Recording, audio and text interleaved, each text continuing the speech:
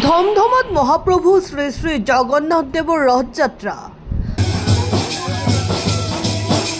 ধমধমাৰ নিমানন্দ গৌড়ীয় মঠৰ উদ্যোগত অনুষ্ঠিত হয় এই ৰথযাত্ৰা। এই উপলক্ষে শুক্ৰবাৰে আয়তীসকলে পানী তোলা ধৰ্মীয় সভাৰ লগতে আবেলি ৰথযাত্ৰা উলিওৱা হয়। অজস্ৰ লোকে অংশগ্ৰহণ কৰা এই ৰথযাত্ৰাই সকলোৰে দৃষ্টি আকৰ্ষণ কৰে। চাওঁ আহক জগন্নাথ ৰথযাত্ৰাৰ কিছু দৃশ্য।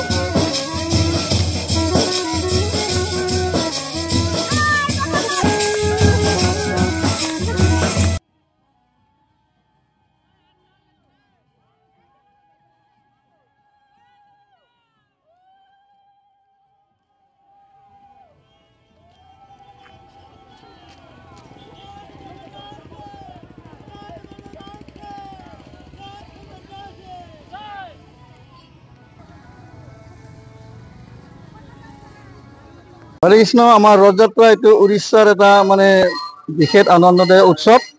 এই উৎসৱটো আমি উড়িষ্যাৰ এই জগন্নাথ লীলাৰ এই উৎসৱটো আমি গৌড়ীয় নিমানন্দ গৌড়ী মঠত ধমধমা নিমানন্দ গৌড়ী মঠত আমি প্ৰতি বছৰ মানে আমি প্ৰথম যোৱা বছৰ আমি আৰম্ভ কৰিলোঁ আৰু এইবাৰ আমি দ্বিতীয় বাৰ্ষিক উৎসৱ। গতিকে আমি এইটো আনন্দদায়ক উৎসৱটো সকলোৱে পালন কৰাৰ কাৰণে আমি মানে সমবেত হৈছোঁ।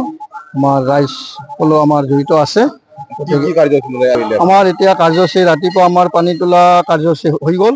ইয়াৰ পিছত আমাৰ ধৰ্মসভা আছে। ধৰ্মসভাৰ পিছতে মহাপ্ৰসাদ বিতৰণ হ'ব। মহাপ্ৰসাদ পিছতে আমাৰ 3 বজাত ৰথ আমাৰ যাত্ৰা হ'ব। এইটো আমাৰ ৰথ এই অঞ্চলত মানে আমাৰ ঘূৰা হ'ব মোটামুটি 5 বজালৈকে। আৰু এই ৰথটো যাই আছে আপোনাৰ মাছিৰ বাৰীত। মাছিৰ বাৰী হিচাপে আমাৰ পুনৰ নিমানন্দ গৌড়ী মঠতে আমি মাছিৰ বাৰী সজাই আমি 8 দিন এওঁৰ মানে পূজা পাতল ভোগৰাগ আমাৰ হৈ থাকিব। ৰথযাত্ৰাত আমাৰ মানুহ সমাগম মোটামুটি আজি হয়তো 1000 বেছি হ'ব আৰু পিছতো আমাৰ মানুহ হৈ থাকিব। 8 দিন উৎসৱ কাৰ্যকালত মোটামুটি 3-4 হাজাৰ মানুহ আমাৰ হয়তো হ'ব।